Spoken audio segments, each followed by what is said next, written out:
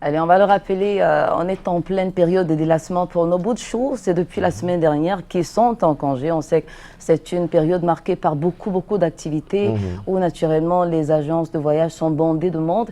Et puis c'était le moment idoine pour le ministère des Transports justement de mettre un accent particulier sur la prévention routière. Et c'est important de rappeler, ça fait partie de l'actualité d'ailleurs, qui sera développée toute cette semaine, le temps pour M.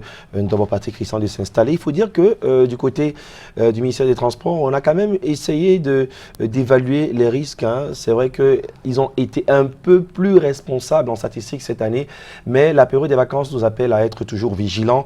Du coup, ne soyez pas surpris à ces nouvelles dispositions. Il n'y aura pas que les contrôles de prévention routière habituels. On aura désormais aussi près de 500 000 alcotests disponibles. Donc, attention à ne pas se faire piéger. Il y a des chauffeurs véreux qui pensent que les consommations d'alcool ou d'autres produits toxiques ou de drogue peuvent encore être tolérés. Oh que non, il y a des toxicotests, des alcotests désormais qui vont faire partie des contrôles routiers. On en parle parce qu'il y a beaucoup de mouvements avec les congés. On ne voudrait plus compter de cadavres sur le goudron parce qu'il y a des personnes qui n'ont pas pris la peine de respecter les conditions. Et puis le port de la ceinture, ce n'est pas un buzz que de mettre une ceinture, ça s'impose. Même en ville, Patricia, c'est des règles de sécurité qui doivent être respectées et pourquoi pas partagées par tout le monde. C'est clair.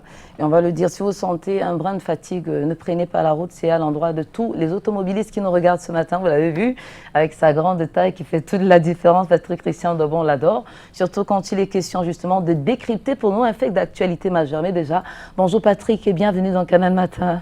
Bonjour à toi, Patricia. Je vous en prie. Bonjour à Aimé. Bonjour à nos téléspectateurs. Vous êtes déjà dans la mouvance. Ah oui, c'est clair. Avec cette couronne lumineuse, il suffit d'appuyer en fait pour que ça déclenche les couleurs. C'est une lumière que vous avez déjà même. Je vous en prie. Allez, écoutez, c'est un bonheur de vous retrouver. C'est la semaine de Noël. On fera encore des vœux de joyeux Noël tout à l'heure, avant, n'est-ce pas, que vous ne partiez. Surtout qu'on a un souverain babonais. C'est un monsieur qui a décidé de s'investir dans l'action citoyenne pour les jeunes. Et les jeunes du quartier Guérec à PK12 voudraient lui dire merci pour les initiatives sur le plan social et même sportif. On reparlera de monsieur Babonais, Sa Majesté, le grand souverain, qui le regarde ce matin et qui attend le regard sur l'actualité. C'est là, c'est clair. On va y aller tout de suite pour parler de cet événement majeur. C'est un fait d'actualité important. Notez que le président français Emmanuel Macron était donc en visite en Côte d'Ivoire. Et puis, expertise africaine, c'est le regard sur l'actu de ce lundi 23 décembre 2019. Le discours de Macron en Côte d'Ivoire va-t-il changer la donne? C'est le thème du regard sur l'actu aujourd'hui. Et puis, cette sortie de Macron ouvre-t-elle finalement une ère nouvelle sur la question du franc CFA? Oui, je préfère peut-être prendre le dernier bout de cette interrogation, la question du franc CFA. C'est vrai qu'il y a le discours d'Emmanuel Macron, mais il me semble, et d'ailleurs les débats sur la question portent beaucoup plus sur cette question du franc CFA. Une question qui, depuis un peu plus de décennies, s'est invitée, qu'on le veuille ou pas, dans les discussions publiques, sur le plan national, à l'échelle continentale, avec un activisme parfois remarqué de certains qui, pour quelques-uns même parfois, comme Semi Keba, se sont fait carrément expulser. On en a d'autres. C'est un combat fait à la fois par des théoriciens, des activistes, des académiciens, des universitaires, tout cela, tout au moins, comme défenseurs de la cause de l'indépendance monétaire des pays encore en activité ou utilisant justement ce franc CFA, qui lui-même fait partie de vieux accords entre la France et ses anciennes colonies. Le Cameroun, bien que n'ayant pas le statut, tout au moins officiel de colonie, a été administré comme tel. Bien qu'étant sous mandat ou sous tutelle, il a été administré comme tel à chacune de ces étapes-là. Et donc, fait partie de ce giron. Ce giron qui à la fois été, avec une dénomination du franc des colonies françaises d'Afrique, finalement est devenu le franc de ces deux communautés qui a donc connu une scission, parce qu'il faut bien se le dire, bien que tout cela étant appelé le franc CFA, la parité entre celui de l'Afrique centrale et celui de l'Afrique de l'Ouest a toujours connu des divergences. Et d'ailleurs, le fait d'avoir deux banques centrales est fort significatif. quant à un certain nombre d'orientations qui peuvent être prises en fonction des enjeux économiques ou alors des orientations que les banques centrales donnaient. Même si dans chacune de ces banques centrales et dans les instances économiques et monétaires, la France était toujours présente.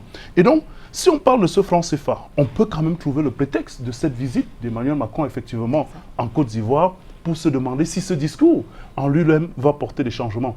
On en parlait, l'Afrique de l'Ouest, tout au moins par rapport, dans le contexte du regroupement de ses chefs d'État, avait déjà annoncé son intention de sortir du franc CFA. Et on annonçait déjà le nom de la nouvelle monnaie, l'ECO, qui fait maintenant écho. Le jour où cela est arrivé, c'était annoncé. Et puis ce qui se paraît quand même assez symptomatique, c'est qu'on a bien vu le président Ouattara, président en exercice de l'UMOA, prendre la parole, annoncer un certain nombre de faits. Mais figurez-vous que ce qui fait le buzz et ce qui fait justement écho sur cet écho qui va prendre le relais du franc CFA, c'est beaucoup plus la sortie du président français. Et pourtant, les deux personnalités se sont exprimées. Ouattara, même en premier.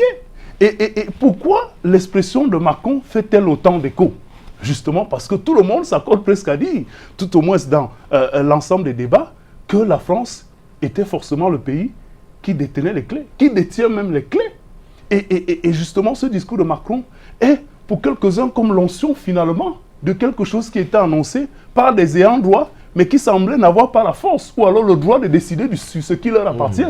Et donc, ça remet ce problème de la dépendance, de la trop forte dépendance de la politique monétaire de ces deux blocs vis-à-vis de la France, et donc le questionnement sur la capacité de ces deux blocs à prendre des initiatives économiques porteuses de développement si elles n'ont pas la maîtrise de la monnaie, qui est un des éléments majeurs. Les économistes disent qu'il y en a 5 et que la monnaie fait partie de ces 5 et un des éléments incontournables de la capacité à se développer, à prendre des initiatives, à prendre en main son destin économique. Et donc vous voyez que cette sortie de Macron a tout fait de ramener le buzz sur le président français, sur ses déclarations, sur ses annonces de retrait des Français dans les instances de décision. Mais il a également parlé de ce qu'il espère. Est-ce qu'on peut placer ça dans un ton ironique ou un ton d'incertitude que l'expertise africaine va se retrouver dans les instances, va prendre le relais de ce que l'expertise française faisait? A-t-il très peu confiance à cette expertise? Croit-il véritablement que cette expertise existe? Ou n'est-ce pas une mise en garde voilée de ce que certains éléments en termes d'échec pourront être placés sur votre chemin et que demain vous viendrez être les premiers à vous plaindre? On peut prendre sous plusieurs prismes cette sortie du président français, mais ce qui est certain, c'est que sur le plan historique, cela acte quand même tout au moins le changement des dénominations. La monnaie, sans doute, ne sera plus battue là-bas. Les comptes d'affectation seront fermés d'après ce qui a été analysé, mais la France reste garante de la parité à l'échelle mondiale. Allez donc comprendre, comme le disent certains économistes, ce que cela signifie. Et donc dans cet ensemble-là, on peut dire, oui, c'est une étape franchie tout au moins sur le plan symbolique. Mais est-ce que derrière cette étape, on a véritablement cette indépendance qui semblait être une expression populaire même finalement en Afrique? Est-ce que cette indépendance-là a suffisamment été préparée? C'est comme dire pour quelques-uns qu'on demande quelque chose et au moment où ça arrive, on peut avoir peur de cette chose. Est-ce que ce saut vers l'inconnu, il est véritablement pris en compte par ceux qui décident d'y aller, c'est-à-dire les chefs d'État? Et est-ce qu'il aura un impact véritable sur la santé économique de ces pays? Et il ne s'agit que de l'Afrique de l'Ouest. Et quand on parle de cela, nous en Afrique centrale, on a bien évidemment les yeux rivés. Peut-être que l'expérience de l'écho va susciter d'autres échos sur les dirigeants de l'Afrique centrale, eux aussi qui ont commencé à penser à la question, mais qui ne sont pas encore au niveau de l'Afrique de l'Ouest. Alors, c'est bien d'en parler parce que le cas du Cameroun en Afrique centrale sera à évoquer. Il faut rappeler surtout que c'est davantage la sortie du président Macron qui fait écho d'un écho déjà annoncé depuis il y a plusieurs mois. Beaucoup ont pensé que c'était une grande nouvelle, pas réellement. Les 15 pays de la CEDEAO depuis le mois de juin avaient déjà annoncé pour 2020 la nouvelle monnaie, mais cette sortie peut même avoir des influences au débat dans le secteur, dans certains secteurs porteurs au Cameroun en ce moment. Est-ce qu'on peut avoir un prolongement, une répercussion sur le plan local? Écoutez, il y a quand même cette expression ou ce désir de voir l'expertise africaine s'exprimer sur cette question monétaire qui peut être renvoyée dans bien d'autres secteurs. Et vous êtes bien placé, vous comme moi, pour savoir qu'aujourd'hui le débat au Cameroun est aussi dense sur cette question de l'expertise locale, n'est-ce pas, du tissu économique mené par des opérateurs économiques nationaux. Parce qu'il faut le dire, certains peuvent s'installer venant de l'extérieur, mais être localement établis sans être des nationaux. De toutes les manières, la question est là, elle se pose. Et aujourd'hui, un peu plus de 50 ans après la période des indépendances, il est donc question de se dire que ce discours, lui aussi, peut se situer sur plusieurs pans. Vous avez, d'ailleurs c'est le débat le plus perceptible actuellement, celui de la question au niveau du port autonome de Douala.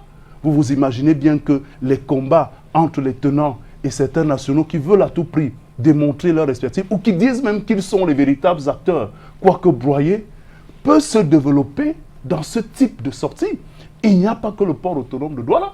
Vous avez les questions autour de la gestion de l'énergie électrique. Vous avez les questions autour de la distribution d'eau, de l'exploitation. Vous avez d'autres secteurs qui sont concernés et qui, pour des entreprises, qu'elles soient parapubliques ou totalement à capitaux publics, ont été privatisées à un moment donné. Cela répondait, disent certains défendeurs de cette cause-là, à des besoins ponctuels de cette époque qui obligeaient presque l'État à y aller. Est-ce que le contexte aujourd'hui s'y prête encore? Est-ce qu'on va y aller finalement? Parce que quand vous avez le président français, par exemple, la France qui a souvent été accusée, à tort ou à raison, d'être celle qui retient justement la capacité de voir des nationaux, ou alors qui s'accapare de tout ce qui est entité capable de produire sur les sphères nationales, comme celle du Cameroun.